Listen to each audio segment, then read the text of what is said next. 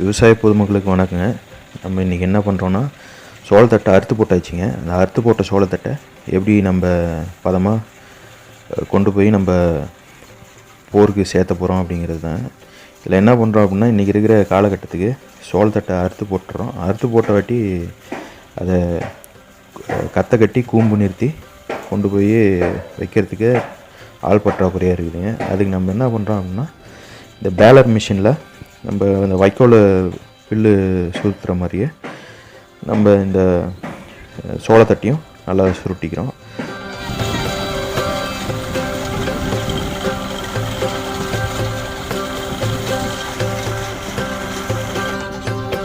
நம்ம வயலில் விதைச்ச சோளத்தட்டை ரீப்பர் மூலியமாவோ இல்லை ஆள் விட்டோ நம்ம அறுத்து நல்லா பரவலாக காய வச்சிடுறாங்க.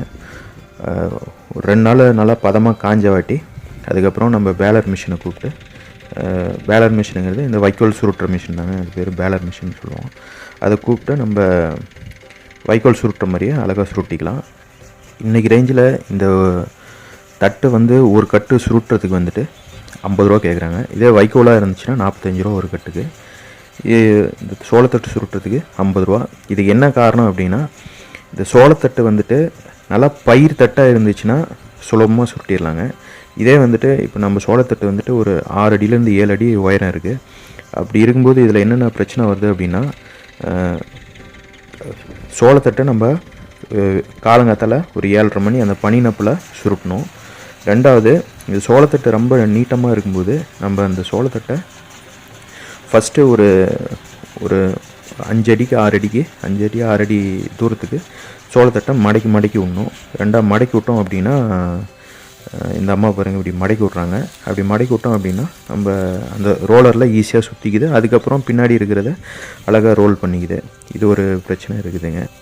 தட்டு ரொம்ப மொத்தமாக இருந்துச்சுனாலும் இந்த மாதிரி லேசாக மடக்கி விட்டிங்கன்னா ஃபஸ்ட்டு ஒரு 4 சுற்றுற வரைக்கும் இப்படி மடக்கி விட்ட தட்டு உள்ளே இழுத்துக்கிச்சின்னா அதுக்கப்புறம் பின்னாடியே போகிறத ரொம்ப சுலபமாக சுருட்டி அது சுரணையாக நம்மளுக்கு வெளியில் தள்ளிடுங்க.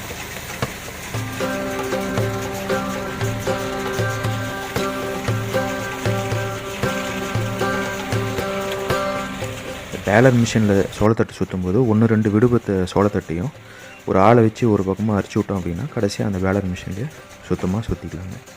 இதுக்கப்புறம் நம்ம சுருட்டி போட்ட சோளத்தட்டை அழகாக ஒரு 2 ஆளை வச்சு ஒரு டிராக்டரில் நம்ம அழகாக நம்ம இடத்துக்கு கொண்டு போய் சேர்த்திக்கிறோம். சேர்த்திக்கிட்டு அதுக்கு தகுந்த மாதிரி அப்புறம் நம்ம எந்த இடத்துல போர் வைக்கணுமோ அந்த இடத்துல நம்ம ஒரு மணி நேரத்துலேயே நம்ம எடுத்து அடுக்கி அழகாக போர் வச்சுக்கலாங்க.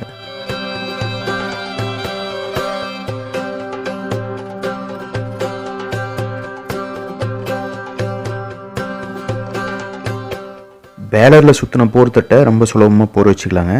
அதே இந்த கத்தை கட்டி வைக்கிற சோளத்தட்டு ரொம்ப நேர்த்தியான ஆளுங்க தான் வைக்க முடியும். இதே இந்த பேலரில் சுற்றின கட்டை ரொம்ப சுலபமாக போர் வச்சுக்கலாம். இந்த வீடியோவில் பார்க்குறது இந்த மாதிரி நீங்கள் அடுக்கிட்டு மேலே தகரத்தை போட்டு சைடில் தார்பாய் கூட கட்டிக்கலாம், இல்லை முழுசும் தார்பாய் கூட கட்டிக்கலாம். இந்த வீடியோ சம்மந்தமாக வேறு ஏதாவது சந்தேகம் இருந்துச்சுன்னா நீங்கள் கமெண்ட்டில் பதிவு பண்ணுங்கள், நான் உங்களுக்கு சொல்கிறேன்.